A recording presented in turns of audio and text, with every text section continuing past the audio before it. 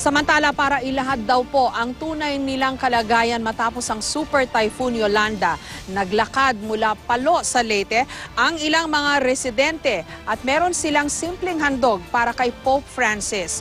Isang kahoy na tungkod na may imahen ni Saint Francis of Assisi. May report si Emil Sumangil.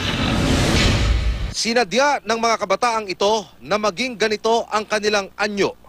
Ganito raw kasi ang itsura nila noong sila'y tinamaan ng bagyong Yolanda mahigit 1 taon na ang nakararaan.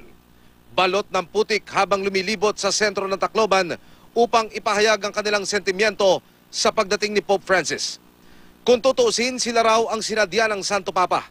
Pero sa takbo ng inilatag na security protocol, tila inilalayo raw sila sa pambihirang pagkakataong ito. Kami nananawagan sa Arsobispado mismo na bigyan man lang kami ng isang lugar kung saan makakausap namin ang Papa para malaman niya ang tunay na nangyayari dito sa Tacloban. Nais bigyan din ng mga kabataan na hindi pagganap na nakakabangon ng Tacloban at kung mabibigyan ng pagkakataon, ipaaabot nila ng personal kay Pope Francis ang tunay nilang sitwasyon.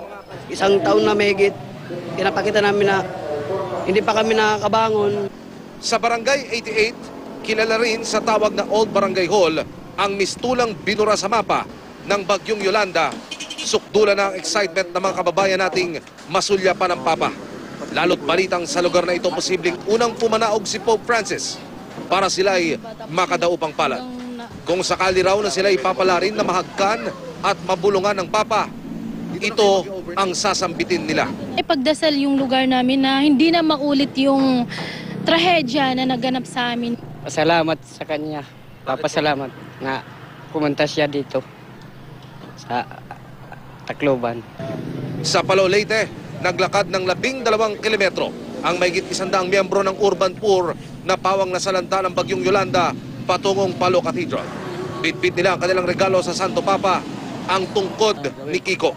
Nanawagan si Father Robert Reyes sa publiko na lumabas at pakinggan ang mensaheng dala nito. Emil Sumangil, GMA News.